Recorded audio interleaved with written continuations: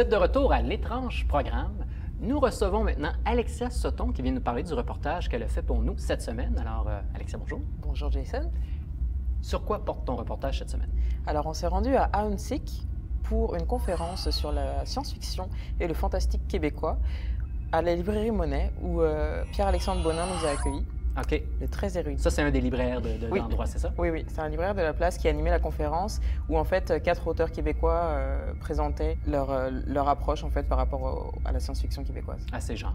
Parfait. Bien, allons voir ça. Nous sommes à la librairie Monet pour une table ronde autour de l'histoire et de la tradition de la science-fiction et du fantastique au Québec.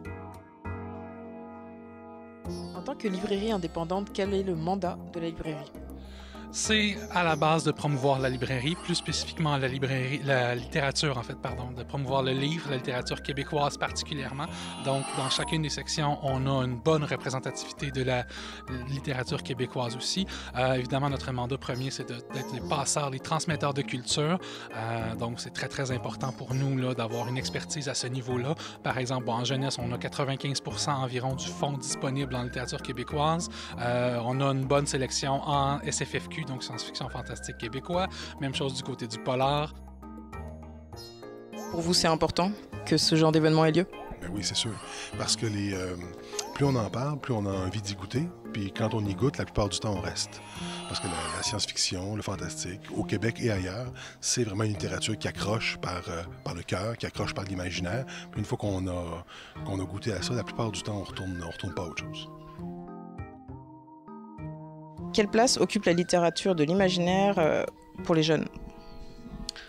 Au Québec, du moins, depuis 10 ou 15 ans, on a vu une explosion de la fantasy, surtout.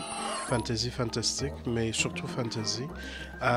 C'est, je dirais, presque une épidémie, tellement ça s'est répandu rapidement. À l'école, c'est encore perçu comme de la paralittérature, c'est-à-dire une littérature de genre à côté.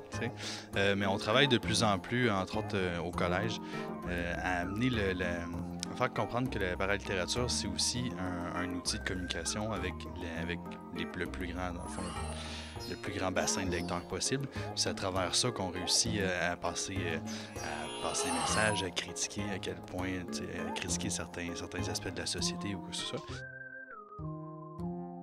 Qu'est-ce qui vous a amené à écrire du fantastique et de la science-fiction?